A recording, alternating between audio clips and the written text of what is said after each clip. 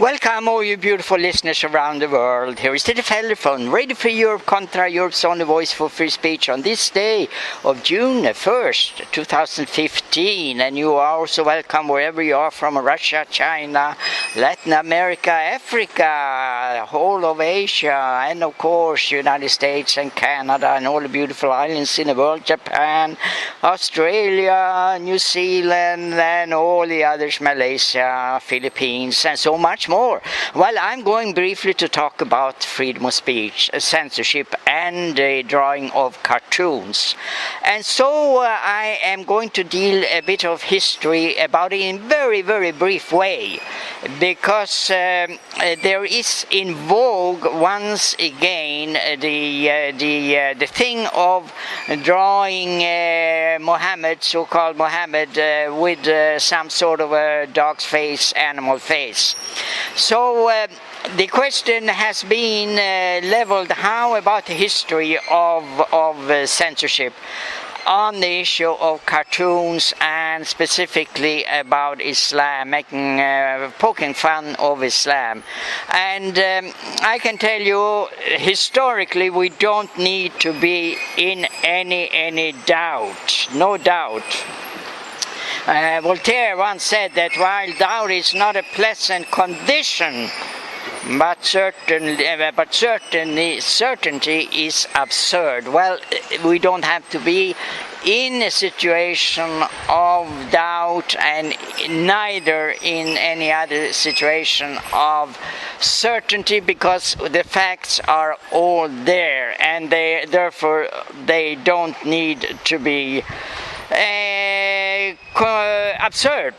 There's nothing absurd once you have the certainty right in front of your nose, friends. So what happened was this. I give you some historical facts now, and that is that Zionist Jews who had come to the United States from Europe took the American oath on freedom of expression, freedom of free speech, the First Amendment and the Article 1. And that, of course, entails any kinds of free expression of freedom, as I interpret it.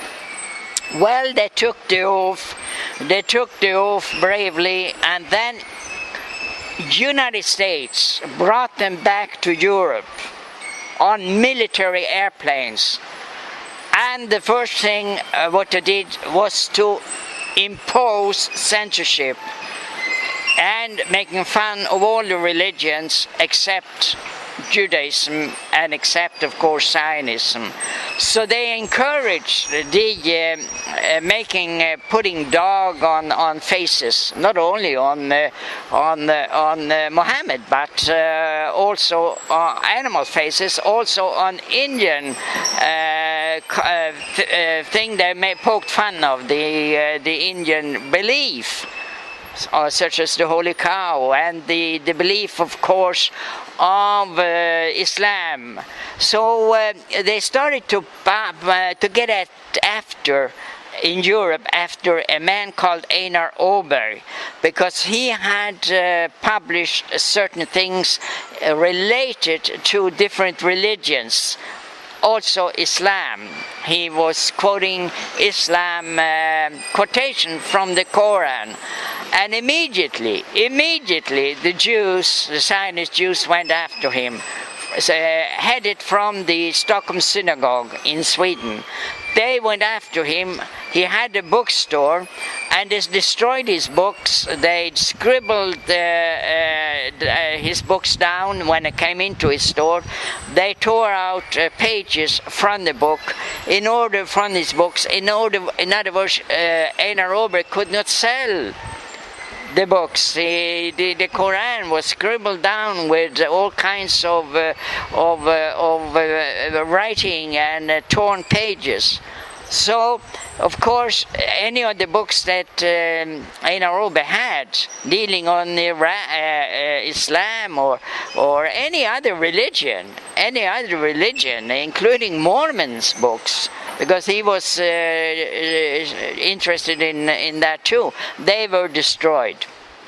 So there is no law in Europe, in the whole of the world, prohibiting people destroying Islam books. And as a matter of fact, they were encouraged, not only Islam books, but any religion that does different or says something different than the Zionists do and the Jews do, they were to be destroyed. They were to be put dogs' faces on. So therefore, when anybody is thinking that he's doing censorship, fighting against censorship by putting dogs' faces on Muhammad, there's no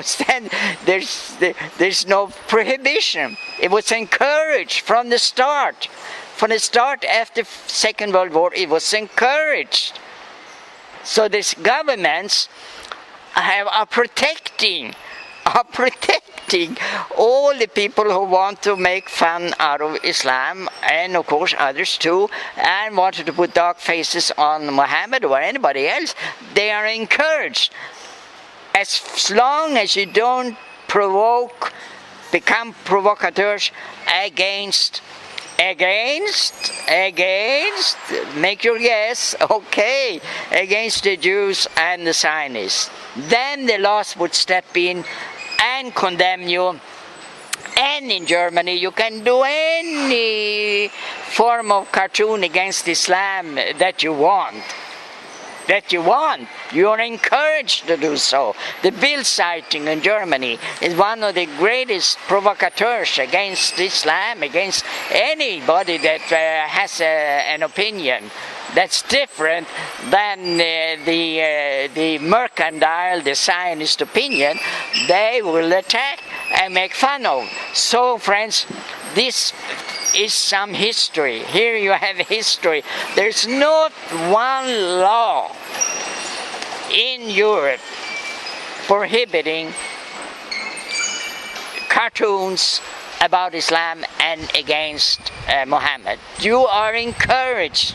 It's gone through the courts in France, countries said France, and when you did it, it was called artistic services. You're doing a service for the artistic world by being provocateurs against Islam. You are encouraged. The court said so. You are encouraged. The same thing in Germany. Ulrich Meines, the